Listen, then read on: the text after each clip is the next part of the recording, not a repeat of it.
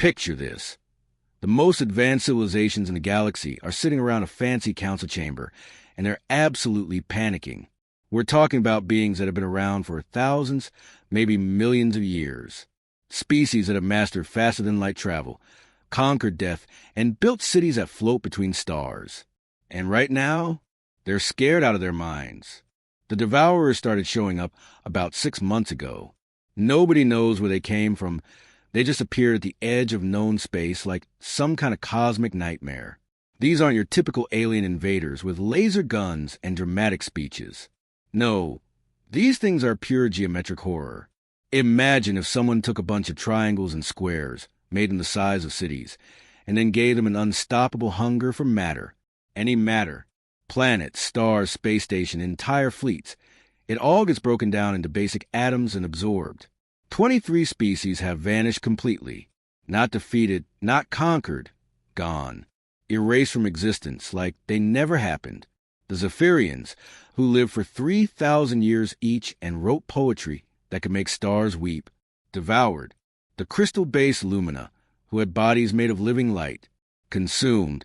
The machine race called the Eternal Network, who backed up every thought across a million worlds. Deleted. Ambassador Kethria of the Hegemony stands up slowly, her forearms trembling just a bit. She's been alive for over 800 years, seen the rise and fall of empires, negotiated peace between species that have been at war since before Earth's dinosaurs existed. But this is different. You can see it in her posture, the way her crystalline skin has lost its usual shimmer. Fear looks the same on everyone, no matter how many eyes you have. There's one option left, she says, and her voice echoes through the massive chamber. The whole room goes dead silent. And I mean silent. Even the ethereals stop their constant humming. The Vree quit their nervous chittering, and the mechanical whirring of the Nexus Collective's representatives comes to a complete halt. The humans... Now, here's where it gets really interesting. Humanity has been trying to join this galactic community for 50 years. 50 years of sending diplomatic messages, offering trade agreements, sharing scientific discoveries, basically doing everything short of sending fruit baskets to every known alien species. And what did they get in return? Radio silence. Complete and total ghosting on a galactic scale. The aliens had this thing called Protocol 777. Sounds fancy, right? But it basically meant don't talk to the primitive species because they're too dangerous and unpredictable. Too dangerous. That's what they called humans. Not because humans had ever attacked anyone, but because they were different. They didn't follow the same patterns as the older civilizations. They were young, chaotic, unpredictable. They fought wars over ideas instead of resources, created art that made no logical sense, and worst of all, they never gave up. The galactic community liked things orderly, predictable. They've been running the universe like a perfectly organized library for thousands of years, and suddenly these upstart humans show up wanting to rearrange the books. So they put humans in cosmic timeout, figuring they'd either destroy themselves or eventually become civilized enough to join the club. But now desperation has a way of changing perspectives. The ethereals, these beings of pure energy who usually glow with calm wisdom, are flickering like broken light bulbs. Their fear is literally visible, pulsing through their translucent forms in waves of panic color. The Vree, insectoid creatures that normally move with precise, calculated efficiency, are scuttling around their section of the chamber like ants whose hill just got kicked. Their compound eyes are darting everywhere, looking for escape routes that don't exist.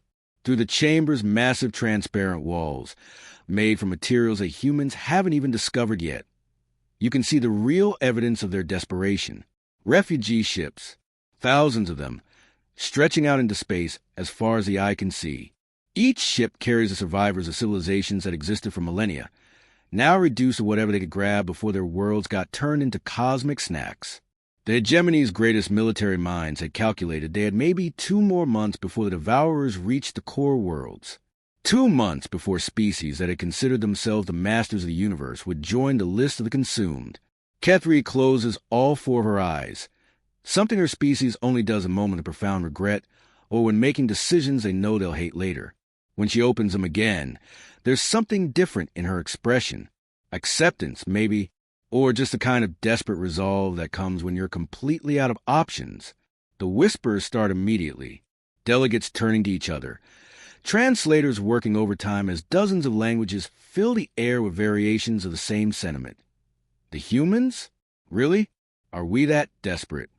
The answer, hanging unspoken in the recycled air of the chamber, is a resounding yes. Maybe, just maybe, it's finally time to call the humans. Captain David Miller is standing on his ship's bridge, sipping what passes for coffee in the outer solar system patrol fleet, when reality decides to take a hard left turn. 1 second he's looking at empty space. The next second the biggest, most beautiful alien vessel anyone's ever seen just materializes out of nowhere. And when I say materializes, I mean it literally appears like someone just turned off a cloaking device the size of a small city. This thing is absolutely massive. Imagine if you took a Gothic cathedral, crossed it with the most perfect crystal you've ever seen, scaled it up to the size of Manhattan, and then somehow made it look like it was grown rather than built. The hull shifts between colors that don't have names in any human language, and there are these flowing patterns across its surface that seem to move like living things. It's the kind of beautiful that makes your brain hurt, because you're not sure how something can be both artificial and organic at the same time. David's been in space for 15 years, and he's seen some things. Solar flares that could cook a planet, asteroid fields that look like graveyards of dead worlds, the eerie silence of deep space that makes some people go crazy. But this is something else entirely. His hands start shaking just a little bit, and he has to put his coffee cup down before he spills it all over the control panel. Sir, his communications officer, Lieutenant Amy Chun, says, and you can tell she's trying really hard not to sound like a kid on Christmas morning. We're receiving a transmission. Universal translation protocols are working somehow. They're requesting permission to approach Earth for formal first contact. David almost chokes on the sip of coffee he just took. For a moment, he thinks maybe he's having some kind of space-induced hallucination. Because after 50 years of humanity trying to get literally any alien species to return their calls, after decades of being treated like the annoying neighbor who keeps trying to borrow sugar, now they want to chat? The message that comes through the speakers is pure diplomatic language, all formal phrases and elaborate courtesy that probably took their computers 10 minutes to translate into something humans could understand. But David's been in the military long enough to read between the lines of any official communication. This isn't a social call. This isn't them finally deciding humans are cool enough to hang out with.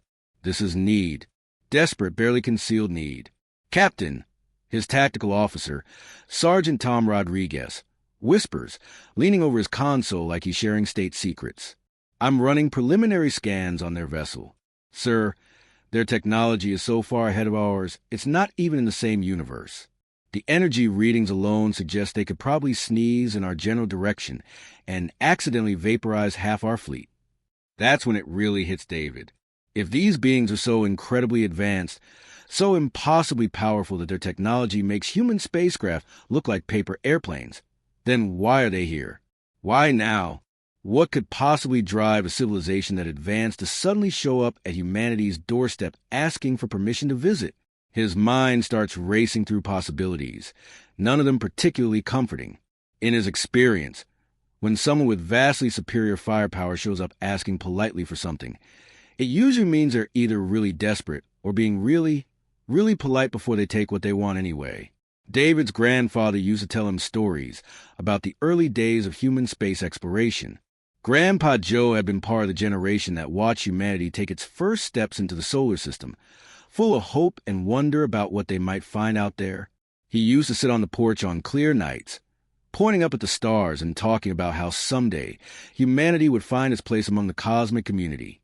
We'll meet them, Grandpa Joe used to say, his old eyes still bright with possibility. The folks out there among the stars. And when we do, boy, that'll be the day everything changes for our species. Grandpa died when David was in his 20s, still waiting for that day to come, still believing that somewhere out there, advanced civilizations were waiting to welcome humanity with open arms. He never got to see the disappointment of first radio contact with the Galactic Council, never experienced the crushing silence that followed humanity's attempts at diplomacy. And now, 15 years later, they're finally here. But something about this feels all wrong. David can't shake the feeling that this isn't the joyful first contact his grandfather dreamed about. This feels more like someone knocking on your door at 3 in the morning because their house is on fire and they need somewhere to stay. The bridge crew is looking at him expectantly. Amy has her hand hovering over the communications controls, waiting for orders. Tom is running continuous scans, probably trying to figure out exactly how outgunned they are. The rest of his people are doing their jobs, but he can see the tension in their shoulders, the way they keep glancing at the view screen showing that impossible alien ship. David takes a deep breath and straightens his uniform. Whatever's happening here, whatever brought these advanced beings to Earth's doorstep, humanity is about to find out. Open a channel, David orders, his voice steadier than he feels. Time to find out what the galaxy's most exclusive club finally wants from the kids they've been ignoring for half a century. Admiral Jessica Taylor steps onto what she thinks is a teleportation platform, and the next thing she knows, she's standing in what can only be described as the most impressive room in the galaxy. The sensation of teleportation is absolutely wild. Imagine being dissolved into tiny particles, shot across space at impossible speeds, and then reassembled somewhere else, all while staying completely conscious of the whole experience. Yeah, apparently that's just Tuesday technology for these people. The council chamber itself is beyond anything humans have ever built. We're talking about a space so massive you could fit several football stadiums inside it, with architecture that seems to defy physics. The walls curve upward into impossible angles, made from materials that shimmer and change color depending on how you look at them. Floating platforms hold delegates from dozens of different species, each one more alien than the last. And the whole place hums with this low, almost musical energy that you can feel in your bones. But here's what really gets Jessica's attention. These beings are old. Not just old like your grandfather who tells the same stories at family dinners. These are ancient in a way that makes human civilization look like it happened 5 minutes ago. You can see it in everything about them. The way they move with perfect, calculated precision. The way they speak in measured tones that suggest they've had thousands of years to think about every word. Even their technology has this refined, perfected quality that screams, we've been doing this since before your species learned to make fire. The ethereal delegates are these flowing beings of pure energy, shifting between colors that don't exist in human language. They've been around so long, they remember when stars were young. The Vree look like a cross between mantises and philosophers, their compound eyes reflecting wisdom earned over millennia. And the Nexus Collective representatives are part machine, part organic, having long ago transcended the need for purely biological bodies. When they start showing Jessica their battle plans, her first reaction is genuine awe. These aren't just military strategies, they're works of art. Every formation is perfectly balanced, every logistics chain optimized to mathematical perfection. Their troop movements flow like ballet, their supply lines function with clockwork precision. It's the kind of military planning that would make every human military academy professor weep with joy. Their strategies have clearly been refined over thousands of years of conflicts, each one more elegant than the last. They show her formations that can adapt to any battlefield, supply chains that never break down, communication networks that function flawlessly across entire star systems. Everything is beautiful, logical, and absolutely perfect according to every military textbook ever written. But as Jessica watches their presentations, something starts bothering her. These tactics, gorgeous as they are, have a familiar feel to them. She's seen this before, studied it in military history classes. This is the kind of warfare that happens when civilizations get so advanced, so refined, that they forget war is fundamentally about chaos and violence. You're fighting the last war, Jessica says during a break in their presentation, and you could hear a pin drop in that massive chamber. The room temperature seems to drop about 10 degrees as every alien eye, sensor, and energy pattern focuses on her. Your tactics are museum pieces. Beautiful museum pieces, but still museum pieces. An ethereal delegate immediately starts glowing brighter, shifting from cool blue to angry red. When beings of pure energy get mad, you can literally see it happening. Uman, the delegate says, and the translation carries undertones of thousands of years of accumulated dignity, We have been maintaining galactic peace for longer than your species has existed. These strategies have proven themselves across millennia of successful conflicts. And how's that working out for you right now? Jessica asks, gesturing toward the massive tactical display that shows real-time updates from across the galaxy. Even while they've been sitting here talking, 3 more systems have fallen to the Devourers. Red markers indicating lost worlds keep blinking into existence across the star map. Look, I get it. Your tactics are perfect for fighting other civilized species who follow the same rules you do. But you're trying to fence with someone who fights with a chainsaw. That's when Jessica starts explaining human military doctrine, and you can watch the horror spread across the chamber like a wave. Guerrilla warfare. Hitting enemies where they don't expect it, then disappearing before they can respond. Psychological operations designed to break enemy morale and create confusion. Acceptable casualty rates that prioritize victory over preservation of forces. Scorched earth tactics that deny resources to advancing enemies. With each concept, she explains, the aliens look more and more disturbed. The Vries start that nervous chittering again. The ethereals flicker with what can only be described as moral outrage. Even the machine hybrid Nexus Collective representatives seem to recoil from her words. This is barbarism. One of the Vries delegates finally clicks in disgust, their mandibles clacking with distress. These are not the methods of civilized warfare. Jessica grins, and there's something in that smile that probably scares them more than the Devourers do. Exactly, and barbarism wins wars. You spent so long perfecting the art of civilized conflict that you've forgotten wars aren't supposed to be civilized. They're supposed to be won. The silence that follows is deafening. The human fleet that arrives at the Kepler sector looks absolutely pathetic next to the gleaming alien armadas. And I mean pathetic in the most literal sense possible. These ships look like someone raided a junkyard, grabbed whatever metal they could find, welded it together in a garage, and somehow managed to strap engines onto the whole mess. The hulls are mismatched, covered in patches and repairs that tell stories of 100 different battles. Some ships have sections that are clearly salvaged from other vessels, creating this patchwork appearance that would make any self-respecting alien engineer weep. Compare that to the alien fleet, and it's like parking a beat-up pickup truck next to a fleet of luxury sports cars. The alien vessels are works of art, smooth, flowing lines that seem to bend light around them, hulls that shimmer with integrated technology humans can barely comprehend. These ships don't just fly through space. They glide like they were born for it. Their weapon systems are seamlessly integrated into their designs, creating vessels that are both beautiful and terrifying. So naturally, the alien commanders take one look at the human fleet and immediately stick them in the back. Way in the back. Like, so far back they're practically not even part of battle. The thinking is pretty clear. Maybe these primitive humans can carry supplies or provide some kind of distraction while the real military forces handle the actual fighting. Nobody expects them to contribute anything meaningful to a battle against an enemy that's already destroyed 23 advanced civilizations.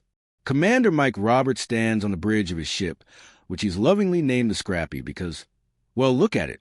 The thing's been through more battles than he can count, held together by determination, spare parts, and probably a few prayers. From his position, he has a perfect view of the alien fleet arranging itself for battle, and it's honestly breathtaking. Watching these alien ships move into formation is like watching a ballet performed by beings who've had thousands of years to perfect every movement. Each vessel slides into its designated position with mathematical precision. Their formations create these geometric patterns that are both tactically sound and aesthetically beautiful. Communication flows between ships in perfect synchronization, creating a unified fighting force that operates like a single, massive organism. It really is like watching a ballet. A really expensive, really elaborate, really doomed ballet. Because Mike knows something the aliens haven't figured out yet. The Devourers have seen this exact same dance 23 times before, and they've gotten really good at dealing with it. The battle begins exactly like Admiral Jessica predicted it would back in those council meetings. The alien fleet opens with elegant long-range bombardments, their weapons creating beautiful patterns of energy that light up the darkness of space. Their formations shift and flow like water, each movement calculated to maximize efficiency while minimizing losses. It's textbook military doctrine executed to absolute perfection. for about 10 minutes. It even looks like it might work.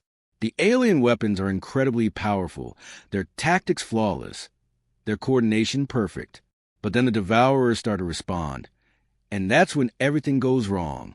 These geometric nightmare ships don't fight like anything the aliens have ever encountered. They don't maintain formations, they don't follow predictable patterns, and they certainly don't care about taking losses. They just absorb the alien attacks like they're annoying mosquito bites and start methodically tearing the alien fleet apart, ship by ship, formation by formation. Mike watches it happen with a sick feeling in his stomach. These ancient, advanced civilizations with their perfect tactics and beautiful ships are getting systematically destroyed by an enemy that doesn't care about their rules.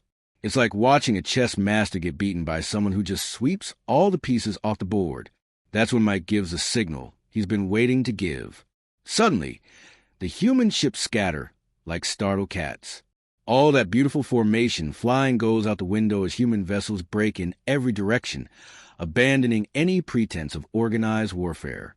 They dive through debris fields that should tear their hulls apart, hide behind the wreckage of destroyed alien ships, and start taking shots from angles that should be physically impossible. Mike's own ship, the Scrappy, performs a maneuver that would make any sane pilot throw up. He sends it scraping through the twisted remains of an alien dreadnought, the hull screaming against jagged metal as sparks fly and emergency alarms blare throughout the ship. But somehow, impossibly, he lines up for a shot that no computer would ever calculate. The human ships aren't just fighting differently. They're fighting like they've completely lost their minds. They use destroyed vessels as shields, fire weapons while spinning out of control, and execute tactical maneuvers that violate every rule of space combat ever written. But here's what really freaks out the watching alien commanders. When Mike's ship takes a critical hit and starts bleeding atmosphere into space, hull breach in 6 places, and engines failing, he doesn't retreat. He doesn't call for rescue. Instead, he aims the Scrappy straight at the biggest Devourer ship in the area and hits full throttle. His final transmission cuts through every communication channel in the battle zone. See you in hell, you geometric freaks. The explosion when the Scrappy impacts takes out 3 Devourer ships and cripples 2 more. And across the battlefield, other human vessels are making the same tactical decision.